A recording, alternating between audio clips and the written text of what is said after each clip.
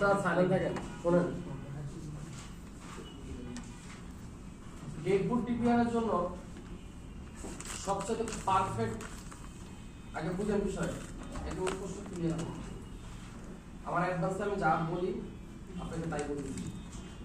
এবার আসুন, হ্যাঁ লেখা আপনার মোটামুটি ভাবে প্রায় 40 থেকে 50,000 ফোনের কাজ করার অভিজ্ঞতা থেকে বলতেছি, শুধু ডেড ফোন। কথাকে খেয়াল করেন, মানে প্র্যাকটিক্যাল লাইফ থেকে আপনাদের সবগুলো বলতেছি। একটা ডেড ফোন আসার পরে সর্বপ্রথম কোনো কিছু দেখা দরকার নেই, জাস্ট তার রিডিংটা চেক করবেন। পাওয়ার সাপ্লাই রিডিং কত এটা চেক করবেন, আগে বুঝুন বিষয়টা। আচ্ছা এবার আসেন, যেটা 4 ডিজিট, যেটা 3 ডিজিট পাওয়ার সাপ্লাই, যেটা 5 ডিজিট পাওয়ার সাপ্লাই, আগে একটু বিষয়টা ভালো করে সবাই একটু শুনেন। কোন একটা ফোন আপনারা কি শুনছেন যে হাফশটের একটা প্রবলেম আছে, সেটা অটো কারেন্ট, মানে আমি পাওয়ার কি প্রেস করব না, অটোমেটিকলি একটা রিডিং এসে শো করবে, কিন্তু পাওয়ার কি প্রেস করলে আর কোনো রিডিং আসবে না, মানে সেটা ডেড। এটা হাফশট বলবে। আবার বলতেছি, মানে কোন একটা ফোন মাদারবোর্ড আমি পাওয়ার সাপ্লাইয়ের সাথে কানেক্ট করছি, এম্পিয়ার এসে এখন পড়ছে। এম্পিয়ার অটোমেটিক চলে আসছে, এটাকে অটো কারেন্ট বলা হয়, আমরা এটাকে বলি অটো কারেন্ট বা হাফশট বলি। জি স্যার। কি বলি? Auto current. এটার প্রবলেম কি? ডেট। তাহলে পাওয়ার সাপ্লাইতে আমরা কি পাইছি? অটো কারেন্ট না? Auto current.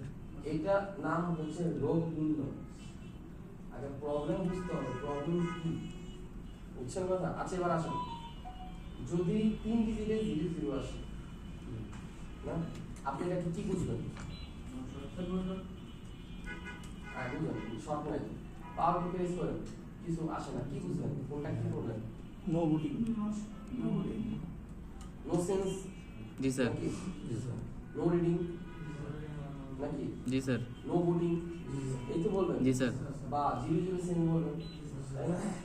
আচ্ছা, 4 ডিজিটে যদি এবার 9 হতো, তাহলে কি অটো কারেন্ট বলতেন নাকি 00 বলতেন, নো সেন্স বলতেন, কোনটা বলতেন? Auto current sir. বুঝেন বিষয়টা আগে একটু বুঝেন।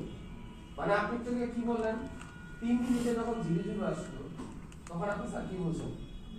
No sense. তাহলে আপনি কি চিন্তা করছেন যে নো সেন্স যেহেতু, তাহলে চার্জিং এসি পাওয়ার এসি চেঞ্জ করি, নো সেন্স কথা আগে বুঝলেন। এখন 4 ডিজিটে যখন লাগাইছেন তখন আসলে কত? 9। আচ্ছা এবার বলেন, আসলে ফোনটা কি নো সেন্স না অটো?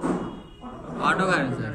তার মানে হচ্ছে 3 ডিজিট পাওয়ার সাপ্লাইতে আপনার শর্ট নির্ণয় করতে পারবেন না, মিলি এম্পিয়ার। এবার বুঝেন বিষয়টা আরেকটু ক্লিয়ার হবে। এবার আসুন, 4 ডিজিটের ভিতরে আপনার মিলি এম্পিয়ার শর্ট নাই, 000 কথা খেয়াল করেন, 4 ডিজিটে একই অবস্থা, 000 তাই না?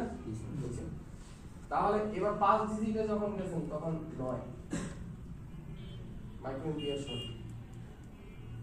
আপনি 00 সেন্স মনে করে সেটা পাওয়ার এসি কিনছেন, চার্জিং এসি কিনছেন, মার্কেট টাইমে কিনে লাগাইছেন যে সেই, কিন্তু অ্যাকচুয়ালি প্রবলেম কি ছিল?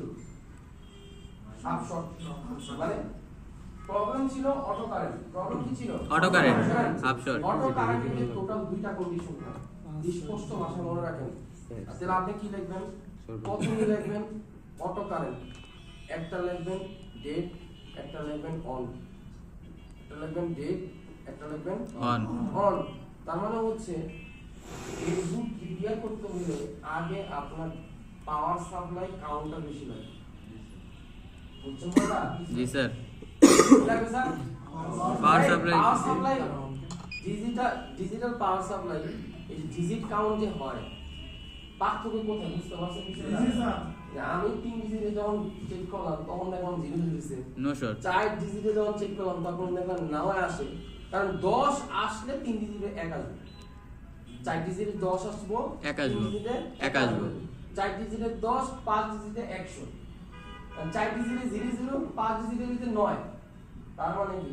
তার মানে আপনি বুঝতে হবে যে ডেডবুট রিপেয়ার করার জন্য সর্বপ্রথম আমরা পাওয়ার সাপ্লাই লাগবে 5 ডিজিট কাউন্ট, বুঝছেন বিষয়টা? এখন বলো স্যার 5 ডিজিট কাউন্টের দাম না, 5 ডিজিট হচ্ছে 4 ডিজিটের সমপরিমাণ দাম। বুঝছেন কথা? তার মানে হচ্ছে যে ডেট বুক রিকোয়ার করতে হলে সবার আগে পাওয়ার সাপ্লাই লাগবে। বুঝছেন বিষয়? এবার শর্টকাট বলতে চাই। শর্টকাট বলতে মানে কাজটাকে গ্যাপ দিয়ে না, বরঞ্চ কাস্টমার যখন আপনার কাছে আসবে মিনিটের ভিতরে আপনি কোন জায়গায় হাত দিবেন সেটা বলতেছি। এটা আগে দরকার, বুঝেন আগে। আমরা দুইটা কন্ডিশন পেয়েছি না অটো কারেন্টের ভিতরে, একটা হয়েছে কি Date and power. হ্যাঁ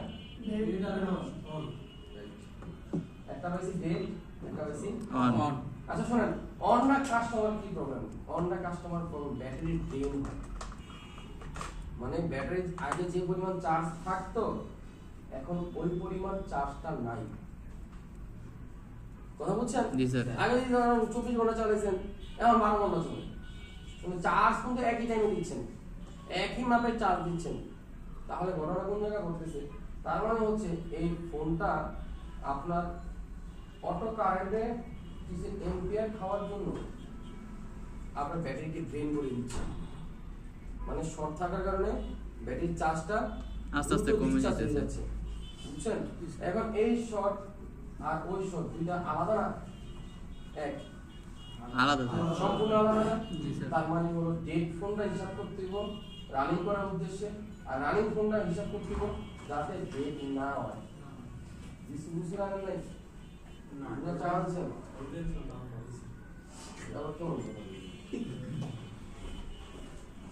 স্যার ডেট ফোনটা চিন্তা করতে হবে রানিং করার উদ্দেশ্য, আর রানিং ফোন যেটা হাফ শট এটার চিন্তা করতে ডেট যাতে না হয়। দুটা না? এবার আসুন ডেটটা কিভাবে করবেন। Shortcut network section, power section, charging section, 3 সেকশনের যে কোনো এক সেকশনের আগে ইএমআই শেল খুলবেন। সব না, 3 সেকশনের যে কোনো এক সেকশন এক করব। সেকশনে কি করবেন? ইএমআই শিল্ড করব। ইএমআই শেল খুলবেন। 3 সেকশন যদি একসাথে খুলেন আর খুলেন যদি আপনার হটগান দিয়ে, এমন হইতে পারে যে জায়গায় হিট লাগছে ওই জায়গায় অলরেডি আইসির ভিতরের লেয়ার সব ছেড়ে দিয়েছে, শর্ট ঠিকই ছাড়াইছেন কিন্তু সেট আর রানিং করতে পারবেন। সেট কোথা থেকে ডেড হইছে আপনি নিজেই জানেন। আগে ছিল কাস্টমার হাতে ডেড, এখন আইসি নিজের হাতে dead। কেন স্যার? আগে বুঝেন স্যার, কাজের একটা সিস্টেম আছে, যদি আপনি কাজের সিস্টেমটা না জানেন কাজ খালি রিক্সে যাবে। তাহলে 3টা খুলতে কেন বলি নেই? কারণ 3টা খুলতে গেলে আপনার সেটে বেশি পরিমাণ হিট যাবে, আর যখন বেশি হিট যাবে যে কোনো আইসি থেকে বল ছেড়ে দিবে। বুঝছেন কথা? হ্যাঁ। তারপরে স্টেপ হচ্ছে আপনি সুন্দর করে প্রত্যেকটা ক্যাপাসিটর চেক করবেন কোন ক্যাপাসিটরটা ডায়োড ভ্যালুতে 000 আসে দোনো পাশে। তাতে এখন প্রথম কাজ কি? প্রথম কাজ লিখতে হবে পাওয়ার আইসি, চার্জিং আইসি, নেটওয়ার্ক আইসি, যে কোনো একটা ইএমআই শেল খুলবো।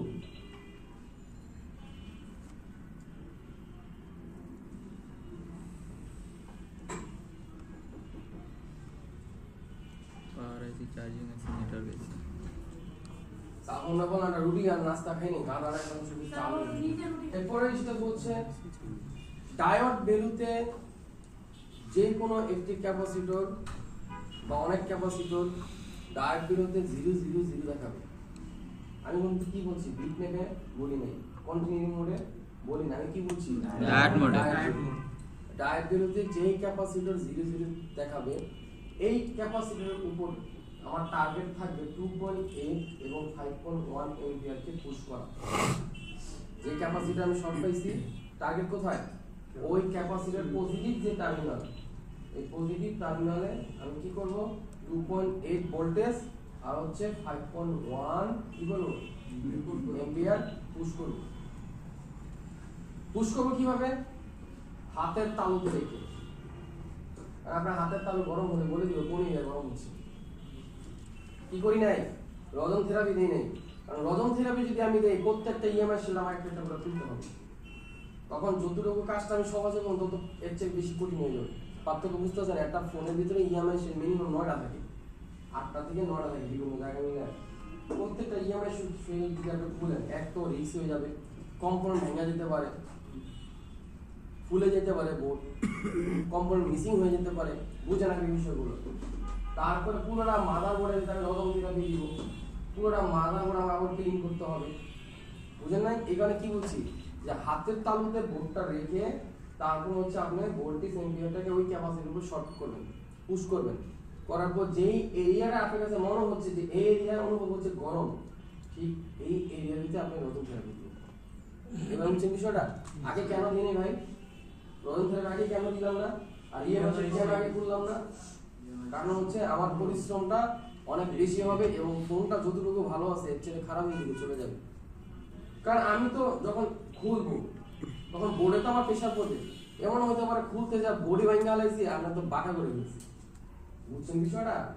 এখন চিন্তা করেন তাহলে হটগানটা বলি, ওই হটগানটা একই কাহিনী হইলো, পাশের কম্পোনেন্টের সমস্যা হবে। হ্যাঁ ওভারহিট হইলো, বুঝছেন বিষয়টা?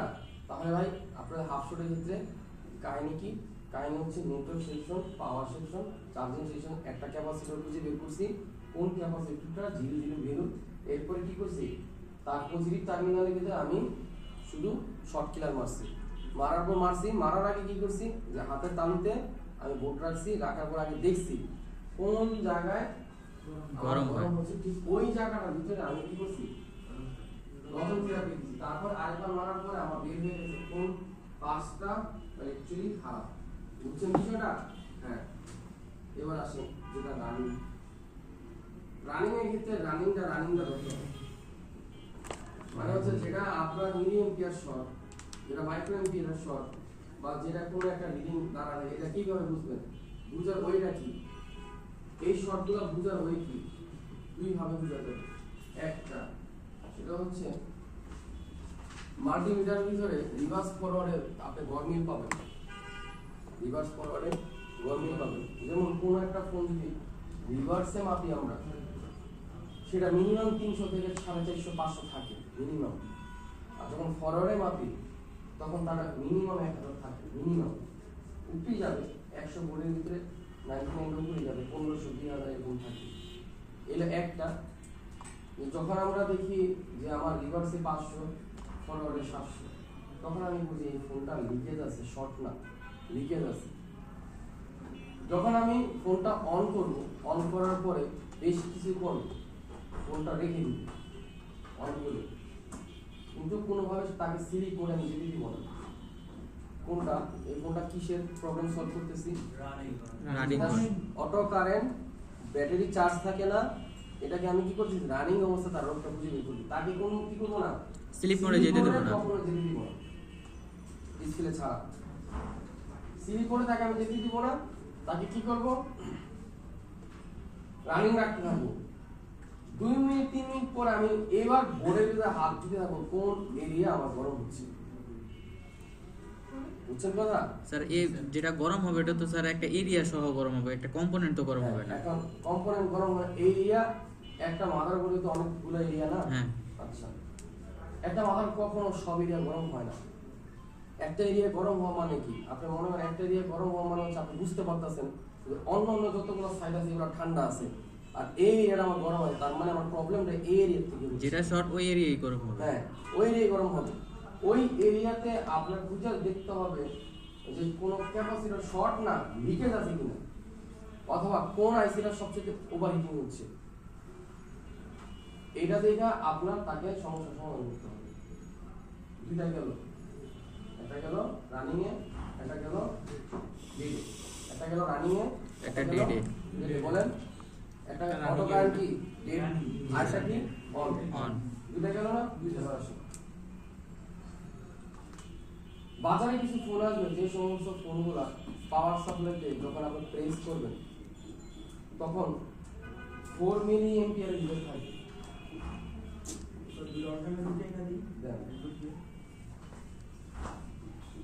মানুষের কি দাম অল্টারনেট বুঝি